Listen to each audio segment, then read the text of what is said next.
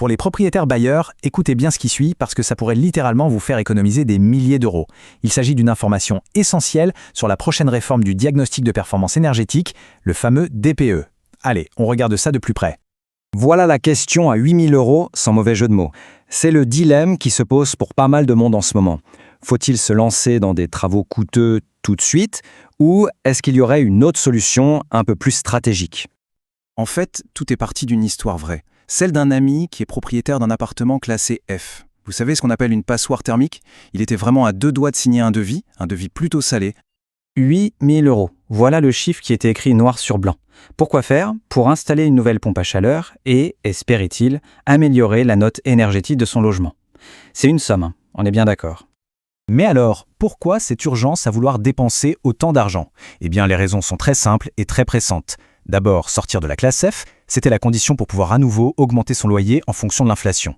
Et surtout, la deuxième raison, la plus angoissante, éviter l'interdiction pure et simple de mettre son bien en location. Et c'est là, à ce moment précis, que tout a basculé. Avec une seule question, toute simple, stop. Attends une seconde. Ton appart, il est chauffé à l'électricité? Cette petite question, c'est la clé de toute l'histoire. Elle a ouvert une perspective complètement différente. Pour bien saisir l'urgence dans laquelle il se trouvait, il faut jeter un œil au calendrier réglementaire. Parce que oui, la pression sur les propriétaires de logements mal classés, elle n'a fait que grimper ces dernières années. Les dates qui suivent parlent d'elles-mêmes. Alors, cette frise, elle montre bien les taux qui se resserrent. Tout commence en 2022, premier coup de semonce, on gèle les loyers des classes F et G. Ensuite, 2025, ça se corse. Les logements G sont carrément interdits à la location. Et pour les logements F, comme celui de mon histoire, le couperet est prévu pour 2028. Là, on comprend mieux la panique et l'envie de faire des travaux rapidement. Mais attention, voici l'info qui change absolument tout. Une réforme de la méthode de calcul du DPE est dans les tuyaux pour 2026. Et elle va, mécaniquement, avantager un très grand nombre de logements. Le point vraiment fondamental à retenir, c'est celui-là. À partir du 1er janvier 2026, la façon de calculer le DPE change. Et ce n'est pas juste un petit ajustement à la marge, non. Cette réforme va automatiquement faire grimper la note de plein de logements sans avoir à dépenser un seul centime en travaux. Et voilà le détail qui change la vie. La réforme est taillée sur mesure pour les logements chauffés à l'électricité. C'était la réponse à la fameuse question « Stop !» Pourquoi? C'est simple.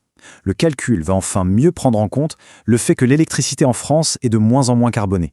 En clair, le chauffage électrique sera beaucoup moins pénalisant dans la note finale. Alors, qu'est-ce que ça donne concrètement pour notre histoire?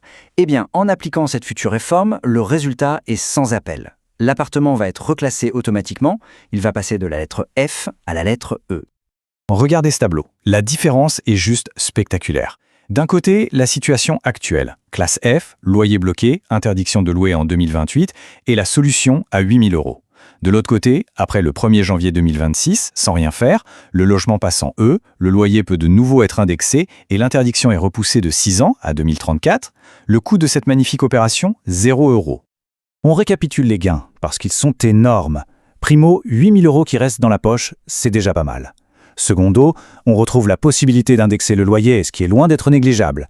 Et tertio, le plus important peut-être, on gagne 6 ans de tranquillité.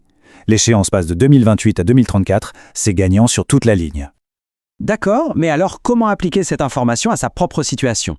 Pour tous ceux qui se reconnaissent dans ce cas de figure, voici un petit plan d'action très simple à suivre avant de signer le moindre devis.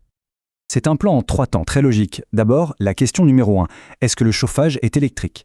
Si oui, on passe à l'étape 2, on regarde son DPE actuel pour voir si le logement n'est pas trop loin de la classe supérieure. Et si ces deux conditions sont réunies, la troisième étape est la plus facile, il suffit d'attendre. Attendre début 2026 avant de se lancer dans des travaux coûteux, ça pourrait bien être la meilleure décision financière à prendre. On termine là-dessus avec cette question qui résume parfaitement la situation. Dans un environnement réglementaire qui bouge tout le temps, la solution qui semble la plus évidente n'est pas toujours la bonne. Parfois, la meilleure stratégie, c'est de bien s'informer, de prendre un peu de recul et d'attendre. Une réflexion qui peut valoir de l'or.